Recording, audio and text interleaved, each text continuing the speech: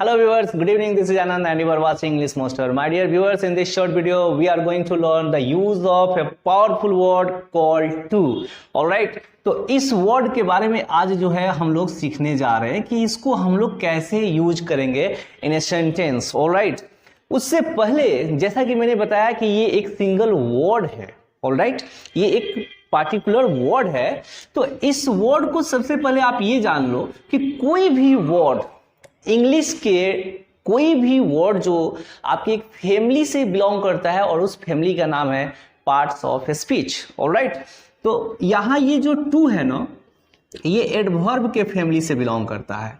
किस फैमिली से बिलोंग करता है? एडवर्ब के. सबसे पहला पॉइंट ये याद रखिएगा कि टू को जिस स्ट्रक्चर में आज मैं आपको इसका यूज बताने वाला हूं वहां पर एज एन एडवर्ब के रूप में आएगा. ओके, आगे जब इसको आप स्ट्रक्चर में पाओगे तो वहां टू के बाद जो है ऑलवेज रिमेंबर कि आप टू के बाद एडजेक्टिव यूज करने वाले हैं.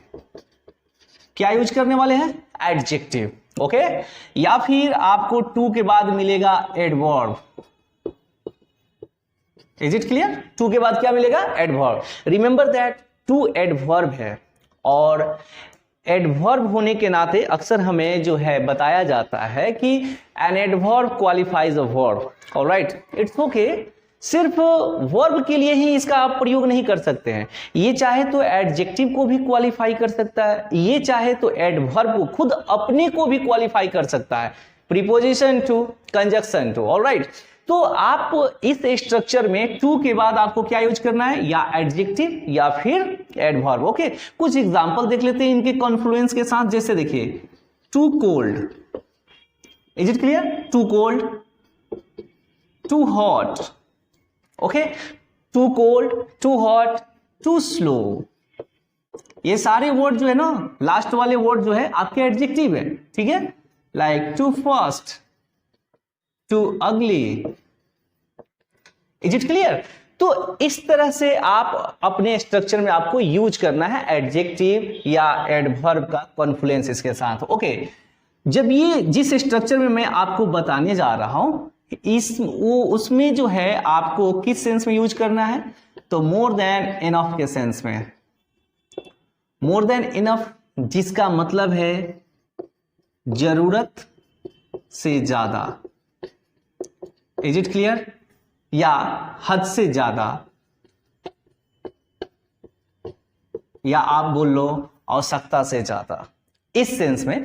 तो जब आप मोर देन इनफ के सेंस में यूज करते हैं तो remember that it has a negative meaning. इसका कैसा मीनिंग होगा? निगेटिव मीनिंग होगा. सो इट मीन्स कि आपका सेंटेंस निगेटिव होगा. ठीक है, दिखने में पॉजिटिव होगा लेकिन जो मीनिंग उसका होगा निगेटिव होगा. ओके, तो टू को जो है मोर देन इनफ के सेंस में आपको यूज करना है. एक और चीज कि टू का मतलब, टू को जो है हम लोग भी के भी सेंस में यानी ऑल्सो के भी सेंस में हम लोग इसे यूज कर सकते हैं at the end of sentence और सब्जेक्ट के ठीक बाद.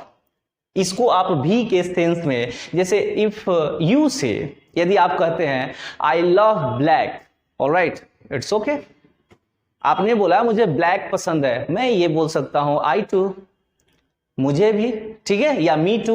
ओके, तो यहां पर जो है ये यूज करना है आपको more than enough, more than necessary या मोर देन रिक्वायर्ड के सेंस में. तो चलिए एक छोटा सा स्ट्रक्चर जो है मैं इस पर तैयार कर रहा हूं. बिल्कुल जीरो स्तर का जो है ना, जीरो लेवल का आपको मैं स्ट्रक्चर बताने जा रहा हूं. स्ट्रक्चर में आप जानते हो सबसे पहले हम लोग एक यूज करते हैं सब्जेक्ट.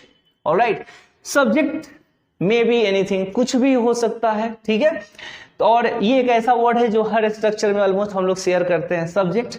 इसके बाद से हम लोग वी ऑल नो दैट कि वी यूज हियर वर्ब. इसके बाद से हम लोग वर्ब यूज करते हैं. जिस टेंस में आपको यूज करना है, प्रेजेंट में या पास्ट में, यू आर फ्री. ऑलराइट, आप बिल्कुल फ्री है. अब आप यहां पर इज, एम, आर यूज कर लो. ठीक है, ऐसा नहीं है कि मैं यहां पर इजेमार बता रहा हूं तो कोई लेक्सिकल वर्ब नहीं आ सकते. अनडाउटली आप यूज कर सकते हो वर्ब 1, वर्ब 5, वर्ब 2. वो वर्ब भी यहां पर आप क्या कर सकते हैं? यूज कर सकते हैं. मैं बता रहा हूं. ओके, इसके बाद से इजेमार हो गया, सेंटेंस आपका प्रेजेंट में बनेगा क्योंकि इनको यूज हम लोग प्रेजेंट में करते हैं. इसके बाद से रूल्स में हम लोग ले लेंगे टू. Is it clear? और कोई एक आएगा आपका, या तो एडजेक्टिव आ जाए या फिर क्या आ जाएगा, एडवर्ब, और आपका स्ट्रक्चर तैयार है। ओके, जब आप इस स्ट्रक्चर पे मतलब कोई सेंटेंस को फॉर्म करोगे तो आपका सेंस यही होगा कि कोई चीज हद से ज्यादा है, या कोई चीज आवश्यकता से ज्यादा है, या जरूरत से ज्यादा है। Is it clear? अब जैसे एक छोटा सा एग्जांपल मैं यहां पर लिख रहा हूं कि चाय बहुत गर्म है, ये एक, ठीक है। अच्छा, एक और चीज आपके दिमाग में ये भी आ सकता है कि what is wrong using very over here, यहां पर अगर हम वेरी यूज करें तो क्या गलत है, वो भी तो यूज कर सकते हैं। तो एक चीज आप यहां पर ये भी देख लो कि वेरी और टू में क्या अंतर होता है। सबसे पहला कॉमन चीज है कि वेरी और टू एक ही फैमिली से बिलोंग करते हैं, वो है आपका एडवर्ब। क्या है? दोनों एक ही फैमिली से बिलोंग करते हैं, एडवर्ब। ऐसे वेरी एडजेक्टिव भी हो सकता है, लेकिन यहां पर उसके बारे में डिस्कस करने का मतलब हुआ वीडियो बहुत लंबा हो जाएगा। वेरी के पास मैं आपको बता दूं, किसी दिन आपको बताऊंगा, वेरी दो तरह से यूज हो सकते हैं, एडजेक्टिव और एडवर्ब के रूप में। एडजेक्टिव में ये एम्फेटिक एडजेक्टिव होता है। ओके, तो एज एन एडवर्ब हम लोग देखते हैं कि आप बहुत के सेंस में वेरी भी तो यूज कर सकते हैं। तो अब देखिए, सबसे पहला पॉइंट कॉमन क्या है इन दोनों में, कि दोनों के दोनों वर्ड जो है क्या है आपके, एडवर्ब है। Is it clear? तो एडवर्ब है तो दोनों के बाद एडजेक्टिव भी आ सकता है। हम यहां पर वेरी कोल्ड भी बोल सकते हैं, very hot, very slow, very fast और वेरी अगली भी बोल सकते हैं। लेकिन एक चीज याद रखिएगा कि वेरी जो होता है ना, पॉजिटिव सेंस देता है। क्या देता है? पॉजिटिव सेंस, एक डिजायरेबल, एक फेवरेबल पॉइंट्स ये देता है आपको। लेकिन टू जो होता है ना, आपको निगेटिव सेंस देता है। क्या देता है? Negative sense. अब मानते हैं कि चाय का नेचर होता है गर्म होना है, we love, alright, but the matter is that अगर चाय हद से ज्यादा गर्म है, आवश्यकता से अधिक गर्म है, तो वहां पर आप उसके निगेटिव जो है क्वालिटी का डिस्कस कर रहे हैं, तो वहां पर वेरी नहीं होगा। लेकिन जब वो एप्रोप्रिएट है, ठीक है, जब वो ड्रिंकेबल है, जब आप उसे सिप कर सकते हैं, तो वेरी बोलिए। और आपको लग रहा है, you know that it's summer time, alright, अब इसमें जो है आपको कोई चाय ऑफर कर रहा है और वो आवश्यकता से अधिक गर्म है, आप जैसे टच करते हैं तो यू फील दैट, आपको महसूस हुआ माय गॉड अभी कम से कम इसको ड्रिंक नहीं कर सकते क्योंकि हद से ज्यादा गर्म है। तो आप वहां पर टू यूज करिए, और लग रहा है कि वो फेवरेबल है, चाय का जो नेचर है वो एप्रोप्रिएट लेवल में है, तो आप वेरी यूज करिए। इट्स ओके, ये सेंस है कि अगर आपने वेरी यूज किया इट मीन्स यू लव, वो डिजायरेबल है, वो फेवरेबल है। लेकिन जब आपने टू यूज कर दिया ना, तो it means you don't like, आपको चीज पसंद नहीं है। तो चलिए इस ट्रांसलेशन को बनाते हैं। चाय बहुत गर्म है, ठीक है, यहां पर ये भी आ सकता है, चाय जरूरत से ज्यादा गर्म है, चाय हद से ज्यादा गर्म है, चाय आवश्यकता से ज्यादा गर्म है। ये सभी सेंस आए और आपको निगेटिव सेंस यूज करना है, तो इस रूल्स को हम लोग फॉलो करेंगे। ओके, तो चाय बहुत गर्म है या जरूरत से ज्यादा या हद से ज्यादा गर्म है, तो सबसे पहले हम अपने सब्जेक्ट को ले लेते हैं जो आपका है चाय। अब इसके बारे में आपको बता दो कि यहां पर हम लोग जनरल सेंस में नहीं बात कर रहे हैं, ठीक है, हम लोग एक पर्टिकुलर चाय के बारे में बात कर रहे हैं। तो इसलिए अनकाउंटेबल नाउन है, और अनकाउंटेबल नाउन के वजह से हम लोग जनरली, आप जानते हो कि जनरल सेंस में आर्टिकल का प्रयोग नहीं करते हैं। लेकिन यहां पर हम जैसा कि पार्टिकुलर बात कर रहे हैं, तो रिमेंबर दैट कि हम आर्टिकल द का प्रयोग करेंगे। किसका प्रयोग करेंगे? द का। तो द टी, क्लियर हो गया, ठीक है। यहां पर जो है काउंटेबल नाउन के साथ हम सिंगुलर वर्ब का प्रयोग करेंगे, तो द टी इज, ऑलराइट। अब बहुत गर्म के लिए जो है हम लोग उठा लेते हैं too hot, the tea is too hot, alright. चाय बहुत गर्म है। अब आप ऐसे छोटे छोटे सेंटेंस आप चाहो तो देखो, यहां पर सिंपली देखो, एक थॉट होता है इंग्लिश के रिगार्डिंग। ओके, आप इस लैंग्वेज को सीख रहे हैं तो ये नहीं कि बस एक दो sentence, no, you must try, आप जरूर कोशिश करें कि छोटे छोटे वाक्य, आप कोई भी कुछ भी ऐसा जो आपके फेवर में नहीं है उसके रिगार्डिंग उसको टच करने के लिए आप इस स्ट्रक्चर को जो है यूज करिए। आपने कोई पेड़ देखा, लग रहा है हद से ज्यादा बड़ा है, ठीक है, आपने बोल दिया the tree is too high, alright. किसी लड़की को देखा, एक एप्रोप्रिएट एक स्टैंडर्ड हाइट होती है, उसकी हाइट आपको जरूरत से ज्यादा लग रही है, आप क्या बोल सकते हो, the girl is too tall. Alright, किसी लड़के को देखा जो हद से ज्यादा मोटा है, यानी मोटा ठीक है, ठीक है, एक साइमेट्रिकल पर्सनालिटी होती है, ओके, उस लिमिट को क्रॉस कर गया, ठीक है, पूरा चब्बी, अब आप उसको देखा, आपने बोला the boy is too fat, हद से ज्यादा, बस टू लगाया तो इसका मतलब हो गया हद से ज्यादा फैट, यानी इतना उसे नहीं होना चाहिए। तो आप छोटे छोटे एडजेक्टिव लेकर आइए, बिल्कुल छोटा छोटा एडजेक्टिव, और यहां पर एक कोई भी सब्जेक्ट लीजिए, उसके साथ इज, एम, आर, जो एप्रोप्रिएट वर्ब होगा। फाइट किस में होता है, एम में तो कोई फाइट ही नहीं है, आई आएगा तो आप यूज कर लो, ठीक है।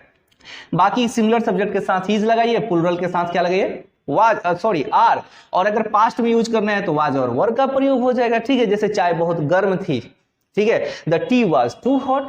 तो आप इस स्ट्रक्चर को जो है, वैसे मैं आपको बता दूं कि इस पर जो है मैं बहुत सारा ट्रांसलेशन आपको डिस्क्रिप्शन बॉक्स में जो है दूंगा, एंड आई होप कि that you people will make a kind of practice over there. जरूर आप प्रैक्टिस करें, ठीक है, ताकि ये आपके ग्रिप में अच्छे से आ जाए। जैसे आज आप देख रहे हो बहुत गर्मी है, अब आपने बोल दिया आज मतलब बहुत गर्मी है, अगर आप उसको बर्दाश्त कर सकते हो समर टाइम, तो अनडाउटली आप बोलो, ठीक है, it is very hot today. अगर नहीं, ठीक है, आप रेस्टलेस हो गए हैं, तो अब आप बोलिए कि it is too hot today, आज हद से। अब देखो टू हॉट बोल दिया ना, तो इसमें हो गया कि ये चीज नो हद से ज्यादा है।